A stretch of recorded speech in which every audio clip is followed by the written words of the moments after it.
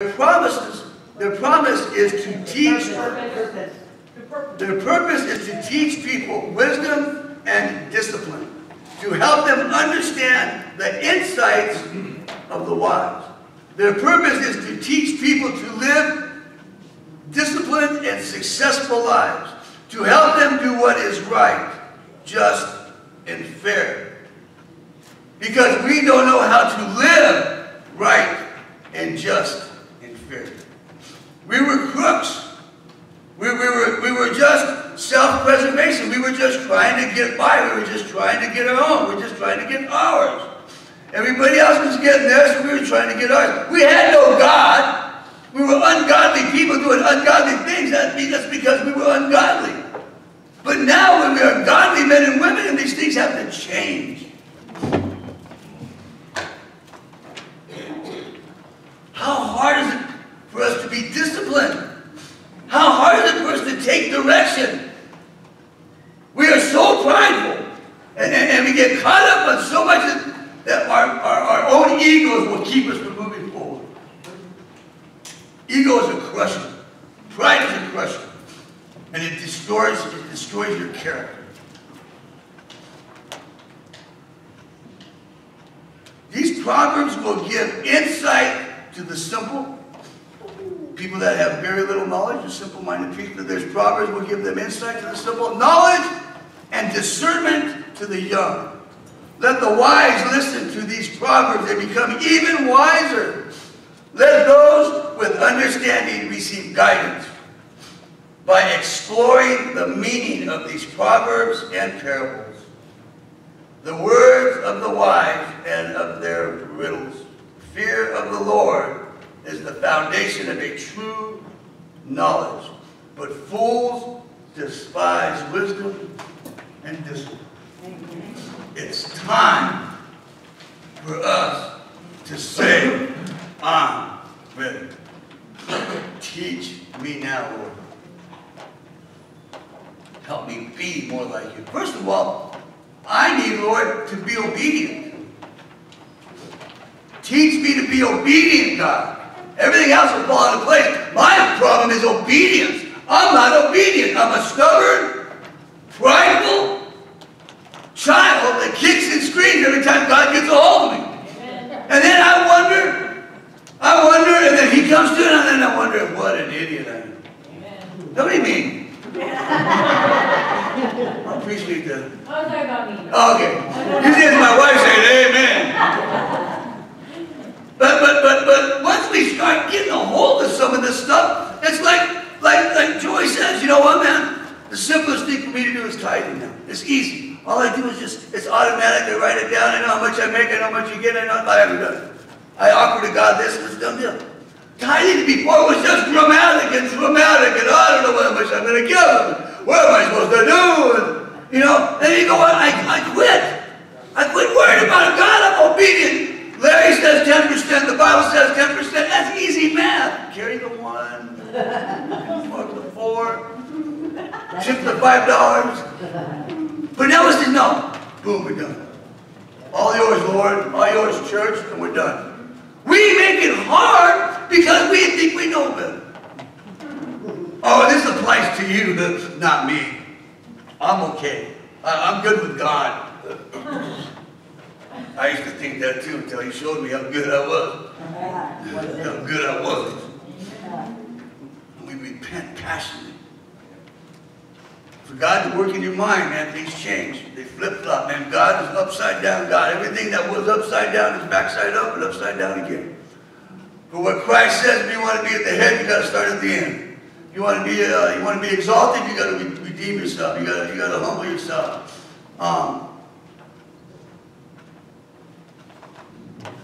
Everything that we think is going to get us to a place where we think we want to be, we get there and we hate it. Oh, I can't wait to get this job. It's going to be the greatest job in the world. And I got that job, and all of a sudden, that's the worst thing in the world. I should have listened, yeah. I wish I would have. That's right, I don't know. So now we listen. Now we learn. Now we move forward. Amen? We've got to take our pride, change it to being humble. This is out of the book of Luke. And this is right after the Beatitudes.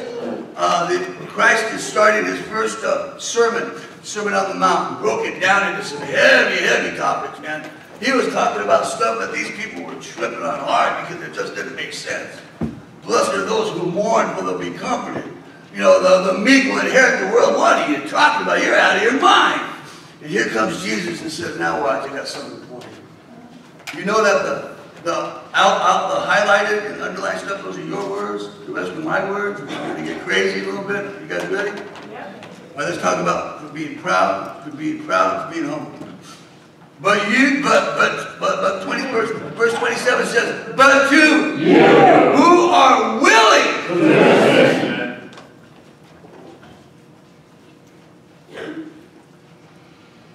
Feels a big net. Anybody that's listening, if you're willing to listen, if you want to know something, you need to listen. I got something for you. I got something for you. But you gotta really want it. You really gotta listen. You really got to lean into it because God's got something for you. If you're willing to listen, it says, but to you who are willing to listen, I say, love your enemy. Half the room left. But you don't know what they did. I don't care.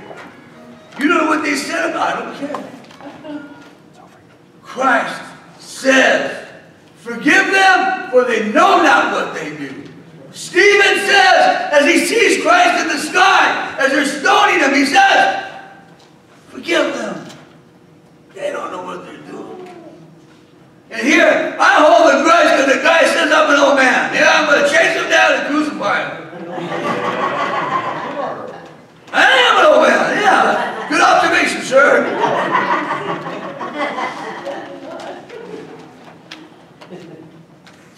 I say, love your enemies. Do good to those who hate you. Bless those who curse you. Pray for those who have hurt you. If someone slaps you on one cheek, offer the other cheek also. Let's just break it down for a second. He's serious about this. And what he means is literally, take your best shot and let it go. You do not retaliate. You don't have to. God's there. I don't have to stick up for my reputation. God's there. I have nothing to worry about. And here I can lose everything in just one little tyrant. Bam, bam, bam, out go the lights. What a fool I would have been. What a fool we all are when it comes to these circumstances where we react instead of acting. We react, and that's what gets us in trouble instead of thinking about what we need to do to move forward. Bless those who curse you. Pray for those who hurt you. If someone slaps you on the cheek, offer the other cheek. Also, if someone demands your coat, offer your shirt also. Men, just not the women. Just keep your clothes on, ladies. Keep your clothes on, ladies. Verse 30 says, give to anyone who asks, and when things are taken away from you, don't try to get them back. And verse 31 says, do to others as you would like them to do to you. It's the old golden rule, man. But it is so important for us to have that mentality now that you can't hurt me. I don't have to retaliate. I don't have to fight back. That makes you feel better. Go ahead and talk about me. If it makes you feel better, go ahead. And that's where God is working at your ego and working at your pride. So that the things that we think are important are not important. The things that we hold on to in this world, the stuff, the money, the cars, the home, the stuff that's here and gone by tomorrow, we hold it with such passion. And it means nothing. It's just gone in a second. We hold on to it so tight that it squishes through our fingers, and it's gone in vain. And now what do? Where do you turn to? And you see kicking back, man, dealing with life, man. He's got so much medical problems going on. He's got to go to Phoenix for this. He's got to, you know, but look at him, man. He's got a grin on his face. He's taking on more responsibilities. He's running 12-step meetings. Amen. You don't know, man. He just does it because we asked him to do it, man. He knows now that it's all about God. But you're willing, are you willing to listen? Are you willing to learn? Man, in the last 6 months, in that men's group, man, you have Joey, the stuff that's going on in there, man, you guys are just blowing up with wisdom, knowledge, and insight. Everything that we talked about, that you've gained from being in that meeting. Amen. The meaning of the Gospels, the meaning of Christ that He means to us. We start carrying that stuff down and stretching it out like, wow.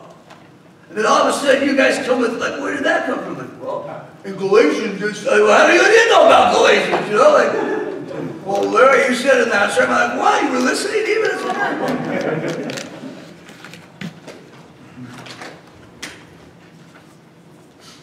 I did a funeral last week of a dear, dear friend, and they're not religious, and so it's like, don't talk about God. I said, I can do that.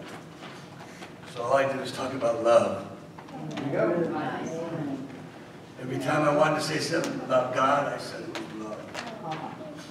Listen to what it says here about business and ministry. Businesses come and go. Money comes and goes. But ministry will stand forever. Amen. It'll have its season, but it'll also go into other ministries. The S.O.B.E.R project was spun out of another church called the Oasis, who decided to start a nonprofit to work with men and women coming out of addiction. And years later comes Larry and working his way, and then we start this church. And then we've started other works in Montana and in Iowa. I'm going to preach at a revival up in Iowa in a couple of weeks. It's going to be crazy. I'm working with some big-time evangelist. What's his name? Clayton Jennings. I mean, I've seen scriptures of him all on the, pictures on the end. You know, he's like a big-time evangelist. I'm sharing the whole thing with him up there in Iowa. God is moving and taking us places. It's because our ministries have long and deep roots all in the community. Went to a luncheon for Old People Community Services. Pete was honored. It was a speaker. It was a beautiful thing. But I was upstairs getting ready to go in, and here comes the mayor and it's some other guy. Hey, Mr. Mayor! Hey, how you doing? This, you know, it's just the mayor. And here comes another friend of mine, city councilman. And so we come in and city council, you know the mayor, I know those how you please like that, he's laughing and giggling. These are how far our roots go. The S.O.B.E.R project. We serve our community. And this group of people here and the countless numbers, we keep doing it. Our ministries are the evidence of the lives being changed. Your lives were changed because something brought you here. Something you needed, either through meetings or recovery or God, whatever it was, you found your way here. Because there's a big old silent beacon out there that says, God lives here. Amen. Let's talk about business. Verse 32 says, if you love only those who love you, why should you get credit? Yeah. Even sinners love those who love them. Check this out. If you do good only to those who do good to you, why should you get credit? Even sinners do that much. And if you lend money only to those who can repay you, why should you get credit? You get a theme here? You're trying to get God's attention. You're trying to do things, and you're doing things that God doesn't want you to do, but these are things that you think you want to do, and you think they honor God, but they don't honor God, they honor you. It's easy for you to laugh at. Because we got this weird idea that we think we know something. And we don't. We need to step back and see where God's at work and then join Him there. Amen. How many times like, come join me, God, I got this great idea for a ministry. Oh yeah, I did that, didn't I? Wait, that one worked. That one worked. This did come from that thought. I did go to God and said, I got to get that. But he had the same idea, I think, so it was pretty cool. We worked it out. He gets the credit, and I got the calluses, so we're okay. Then at the end it says, even sinners will lend to other sinners for a full return. What is he telling you here, man? Huh? He's saying you gotta be a step above. You gotta be a little bit better. You gotta be a little bit more smarter. You gotta take a little bit more of a chance. And you gotta let go of your junk, because your junk ain't nothing but, your cash ain't nothing but trash. It's gone in 60 seconds. But when you put it to work and you put it in God's hands and you watch lives being changed, that's the power of finances. That's the power of the tool that is money. But when you see love, when you love the unlovable, man walks into our church, man, didn't know what to expect, and all he did is get love done. That's who we are, man. Our reputation is that that's a loving church. They spend time hugging and kissing and hanging out. That's my brother. But it's known for its love. And God is love. Everything we see here is that we twist around that. We got to take it to a different level. You give money away, you don't lend it. You take your jacket, you take your shirt, whatever it takes, you can, to offer it up to help somebody else. Never give away your Bible. Never give away your Bible. Don't ever give away your sword in the middle of a fight. Buy them a Bible. They need a Bible, come give them a Bible. Don't ever give your Bible away. That's your own personal design and direction. It should be full of notes. It should be full of scribbles and different colors, but you should be working that Bible. It's a tool. You don't give it away. Oh, but here, I want to give this to you. Just leave that girl alone, sir. I know what you're doing. Scamming. So get your own Bible. If you need a Bible, I got Bibles. I'll look you up. But don't give away your Bible. Don't. Everything else you can deal with and work with. But the Bible is called the Sword of God. It's the only thing that fights and cuts Satan. Everything else is for defense. So when we learn that we can take ourselves and we can be strong by being humble, when we can be smart and take our business sense and turn it into a ministry that will provide for itself and provide for others, that's powerful stuff right there. Lives are being changed. And now we got to look at love.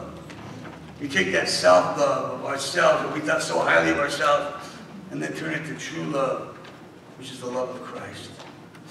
Unconditional, unwavering love of God. Where our parents, our families, everybody has failed at one time or another. God has never failed. Christ went to the cross willingly for your sins, so that you can have here says, that maybe that you might want to have some of this wisdom. Just maybe you'll be thinking about them. Just maybe someone will change. Maybe someone's life. Let's go to 35. Love your enemies. Do good to them without expecting to be repaid. Then your reward from heaven will be very great, and you will truly be acting as children of the Most High. Bam! That's what we want. That's where we're headed. That we can stand up and straight and say, you know who I am because of who I follow. You know that I am because of my love. They will know you are believers. They will know you are Christians by your love. Amen. And love is God, and God is love. Amen. Read out.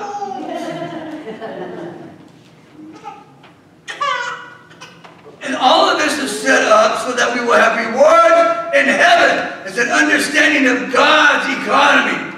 Everything here on earth will either turn to dust or turn to rust or be gone and stolen, but everything that's held in heaven is going to be in heaven. And what happens is you come before God, and they lay your life on the altar, and the blood of God is sprinkled on that, and the fire will consume your life. Then all that will be left are the crowns of your goodness, the jewels of your kindness, the things that you set aside, all the goodness of your life. Are counted up, piled up, and you'll take that, and you'll grab that, and you'll carry it over to the feet of Jesus, and hand it to him and say, I am unworthy, for you are my Savior. And he'll laugh and smile and kick you in the butt and give That's the promise that we have. That God will see our hearts and judge our hearts. And then say, well, who are you? So, Lord, are you out of here? Yeah, man, I gotta go eat right down the street. Okay. I'm hungry. We're here. Where do I donate? Put it in your pocket. That's a donate to you. Keep All right, it, man. Thank you. Come see me Tuesday, 6 o'clock here. Stick around. 6 p.m.? 6 in the evening. Okay. There you go. All right, Wait. stick around. I'll give you a ride where you need to go, and I'll take you to dinner. Oh, stick around. There you go. There you go. Sit down, bro. That's We ain't done yet. Can I bring my bike in? Your bike's good. Someone already brought it in, but I already took off and came back. Put it back there. All right. What you do? I'll Hurry up. I ain't gonna wait no more. Well, I gotta get some cheeses, man. I'll tell you, keep running out of here. We're gonna tackle them next time. These kids go. Get out. Listen. Everything that you do has repercussions.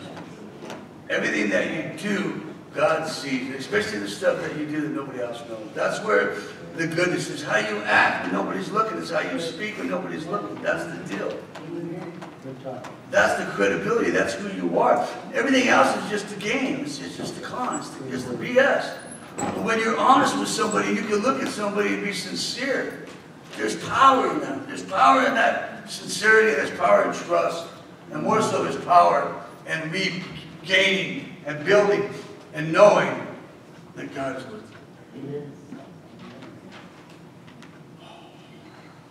Then your rewards from heaven will be very great.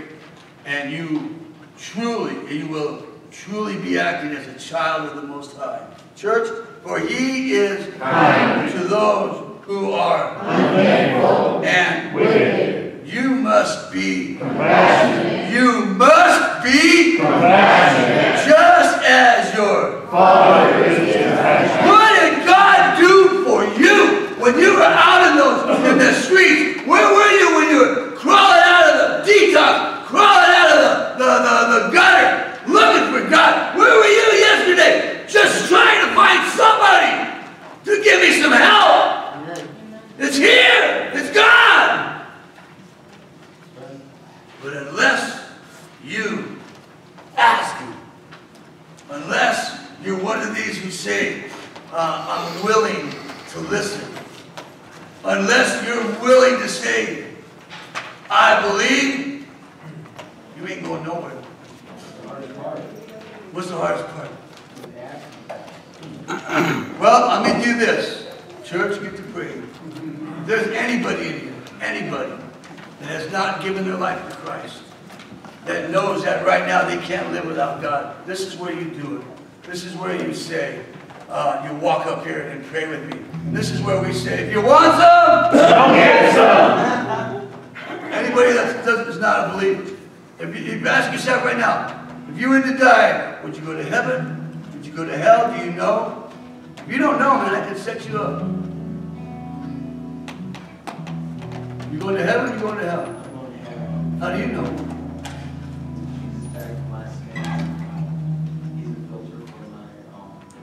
Nobody no filters, but yeah, just leave it at that. Just stop there. The part that He saved you, yeah, that's good. He's God. He's your Savior. He's your Lord and Savior. You believe it. That's all that matters, yeah. That's all that matters. You believe. It's the unconditional belief.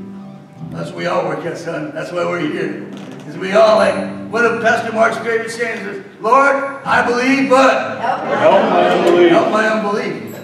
So you're right where you belong, young man.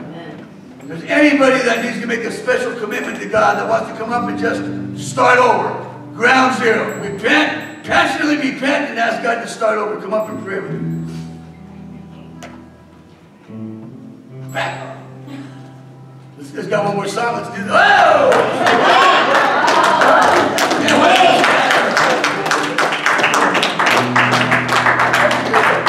Wild house. Drag him back. She tried to get out, but they kept dragging her back in. You ready to pray? Let's pray. So, Lord, thank you. Thank you, God. We're always happy. me and my family. So Lord, I want to start brand new. I confess my sins. I'm a sinner. I'm a mess. And I need you to take over. Take over my life. Take over my heart. And never let me go. Help me be a good wife. Yes, help me be a good wife. And a good mother. And so that we can have a family. That will give you glory. Amen.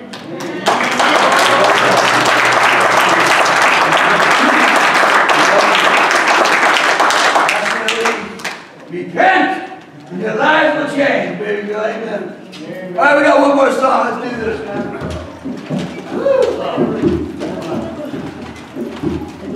Down on the boardwalk. All right.